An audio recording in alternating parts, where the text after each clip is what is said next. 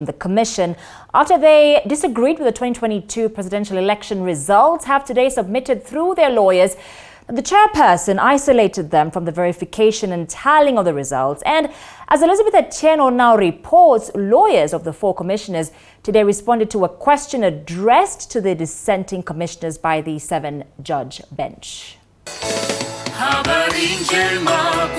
On the 15th of August 2022, during the declaration of the presidential election results, four commissioners of the Independent Electoral and Boundaries Commission, including Juliana Cherera, Francis Onderi, Irene Masit and Justice Nyang'aya, left the Bomas of Kenya for a 14.5-kilometer journey to Nairobi's Serena Hotel, where they rejected the results, citing opaqueness or lack of transparency in the last phase of the election process.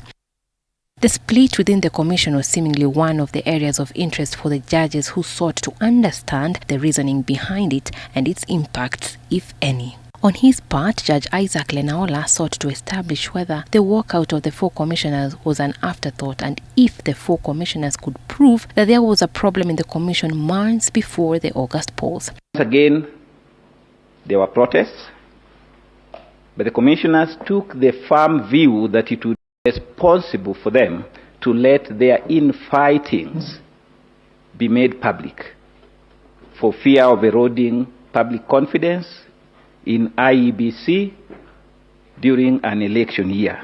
Deputy Chief Justice Philomena Mwilu, on her part, sought to establish if the commission was dysfunctional and at what point the commission stopped operating as a corporate entity. The correct position is the Commission continued acting as a corporate entity, but it had serious corporate governance issues.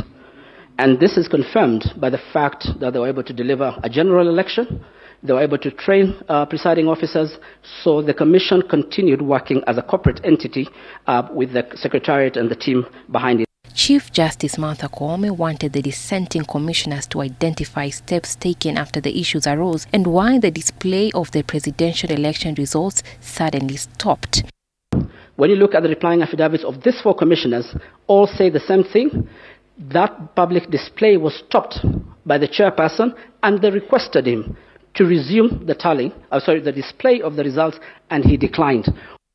In their affidavit, the four commissioners accused Chebukati of breaching Articles 88, 248 and 249 of the Constitution after he failed to meet standards of transparency, accountability and independence of IEBC.